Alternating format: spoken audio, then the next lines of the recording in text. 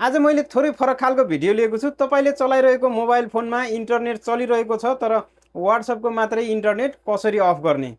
तपाईलाई पनि यो भिडियो कहिलेकाहीँ काम लाग्न सक्छ। फेभरेटमा राखेर अन्तिमसम्म हेर्नु होला र तपाईलाई पनि WhatsAppमा कसैले अन देख्ने बित्तिकै कल गरेर दिक्क बनाइरहेको छ भने यो तरिका अपनाउन सक्नुहुनेछ। आफूलाई आवश्यक परेको बेला मात्रै हजुरले WhatsAppको इन्टरनेट अन अफ गर्न सक्नुहुनेछ र यसको लागि म हजुरलाई मोबाइलको स्क्रिनमा लगेर जाँदैछु।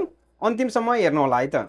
यसको लागि सबैभन्दा पहिले यसरी WhatsAppलाई ओपन गर्नु होला र यसरी ओपन गरिसकेपछि हजुरले यहाँ सेटिङमा जानुपर्ने हुन्छ। हाम्रो सेटिङमा क्लिक गर्नु होला र सेटिङमा क्लिक गरिसकेपछि यहाँ हजुरले देख्न सक्नुहुन्छ प्रोफाइलको मुनितिर थोरै स्क्रल डाउन गर्नु होला। स्टोरेज एन्ड डाटा भनेर रहेको छ, यो अप्सनमा क्लिक गर्नु होला।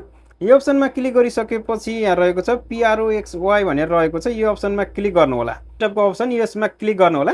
यसमा क्लिक गरिसकेपछि यहाँ सबैभन्दा फर्स्टमा रहेको छ यो खाली ठाउँ, यसमा क्लिक गर्नु होला। यसमा 1.1.1.1 राखिदिनु होला। यसरी 4 टाइम राख्नु होला। यसपछि चाहिँ माथि सेभको आइकन देख्न सक्नुहुनेछ, यो सेभमा क्लिक गरिदिनु होला। यसमा सेभमा क्लिक गरिसकेपछि यहाँ माथि हजुरले अन अफ आइकन देख्न सक्नुहुनेछ। यसलाई चाहिँ हजुरलाई आवश्यक परेको बेला हैन मात्रै अन अफ गर्न सक्नुहुनेछ।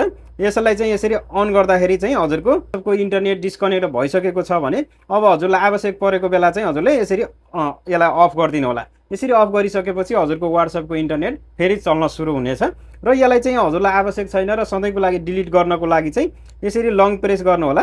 साइडमा यसरी लङ प्रेस गरेर यसरी साइडमा आइसकेपछि यहाँ डिलिटमा चाहिँ यसरी डिलिट भइहाल्छ है त। यसरी चाहिँ हजुरलाई आवश्यक छैन भने डिलिट पनि गर्न सक्नुहुनेछ। धन्यवाद।